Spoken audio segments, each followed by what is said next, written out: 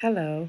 So for this week's video, I do have several patient encounters that I felt were very significant, but I do have one in particular that I wanted to discuss. That was an interaction I experienced up to this week. I had a patient recently in the hospital that I work in.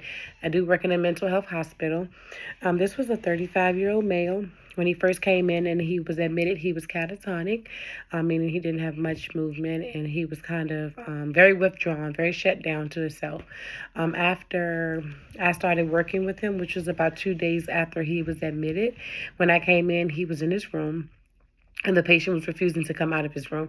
So we have a rule at the hospital where we can't take patients out of their take medication to their room. They have to come out. So for the first couple of days, he wasn't getting his medication because he was refusing to come out of the room, which is something that was reported to the psychiatrist. And the psychiatrist was aware, and he did end up with an order for a court order to receive medication to by injection if he refused to take them by mouth. The third day, he did refuse, and he had the order in place, so he did receive the injections. And he was also refusing to come out of his room.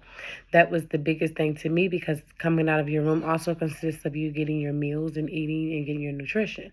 So we had 2 days that this patient wasn't eating. After, when I would say the third day, when he did get the shots, he continued to refuse to come out of the room. I would talk to him and be verbal and ask him questions like exactly what's going on. What do we need to do to make you feel better? What do we need to do to get you to come out of this room? Excuse me, because not only are you not getting your medication, but you're also not getting your nutrition. And this patient wasn't just taking psychiatric medication, he was also taking antihypertensive. So he was a patient that had high blood pressure. I would say probably the third day, even though the rules are to not bring food to the hospital, in the rooms at the hospital, I'm like, we have to take him his food because this is going to be become bigger than just psychiatric. This is going to become medical soon as well because this patient isn't eating and he's not taking his medicine. So I did start taking him his medication, excuse me, to his room. Even though he would get the F&P orders for injection, I also took his blood pressure medicine, and I would take the I could check machine, check his blood sugar because he was also diabetic, and that was even bigger of an issue if you're not eating. And I would take the Vitasign machine and check his blood pressure. So fourth day, still doing the same thing, F&P. We're calling the doctor, letting them know what's going on. At that point, I understood how significant the role is of the psychiatrist or the PMHNP, because at this point, we're just documenting, we're letting you know what's going on.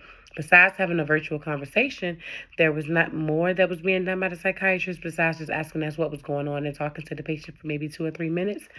In my personal opinion, it gave me more of a reason to want to be a psychiatric nurse practitioner because I feel that there's so much more that should have been done by the psychiatrist.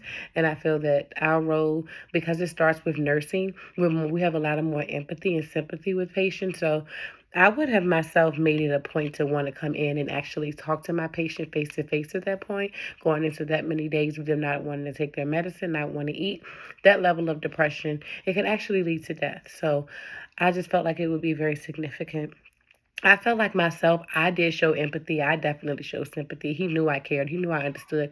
He eventually did come out of the room on the fifth day. He did eat, but I noticed that we went backwards again. He ended up back in the room. And I'm like, well, all he's getting is the support from the staff that's here in the hospital. He hasn't seen a psychiatrist in person. He hasn't seen a nurse practitioner in person. Maybe this has a great deal of why this patient is continuing to feel this way. So I continued to call her. Of course, I documented the best I could to make sure I covered myself and everyone else because, like I said, I didn't want it to turn into something medical beyond psych. With providing the patient relationship with the provider, I don't think it was a good relationship because I feel that, like I said, they should have done more. When exploring my strengths, I do feel like my strengths involve the empathy I showed, the communication skills that I showed, and just not giving up on him because I almost felt like to me like the psychiatrist kind of was giving up. Like, well, do we need to discharge him? I'm like, if we're going to discharge him this way, then he's probably going to go home and die. So I don't think that's the key. I feel like there's other things we need to put in place with his treatment plan. And with my limitations, I would say with this patient, maybe being a little bit too sympathetic because I started to feel so sorry for him and I started reading his chart more and just trying to figure out exactly what was going on with him. But there was nothing documented to give you a clue. Sometimes you can read into patients' past and see things that help you. With him, it was a little different. So I couldn't really see why he was feeling this way, but I knew it was something. When it comes to reflecting specific learnings and insights to myself, though it wasn't showed, I felt like that taught me that being present is way more important than just saying, okay, I seen this patient, I talked to this patient. You have to be present with these people and let them know that you care. He did eventually come out the room because I felt like he seen that I wasn't giving up on him as the nurse. But it goes beyond the nursing role when you're in psychiatry, even any type of healthcare setting. But I felt like what I learned more than anything is being present is more important, because even when the medical doctor came in to see him, I felt like he gave more than what he gives when he sees the psychiatrist virtually, because he felt like somebody was actually there and somebody actually cared. When identifying something specific that I learned from the reflecting on this interaction, um, like I said, it would just be being present. Virtual is okay. Virtual is okay if it's working for that patient, but if it's not, sometimes you just have to do more. Sometimes you got to come in. If it's a patient that you're seeing at home, maybe you should recommend that patient come into the office. Maybe sometimes patients might need an inpatient visit, stay, and that's probably what he got, I'm guessing, from the psychiatrist he was seeing outside of the hospital. But then to come in and also continue to be seen by Zoom, and there's no change with this patient besides us discussing whether we should discharge them, versus actually coming in and saying if you could be face to face with that patient, and maybe it'll make a difference. Because me, myself, if I was mentally going through something, I don't think I would want to talk to a doctor Zoom meeting wise for about 20 to 30 seconds. I don't think that would help me either. And I noticed that it's something that happens a lot in my hospital.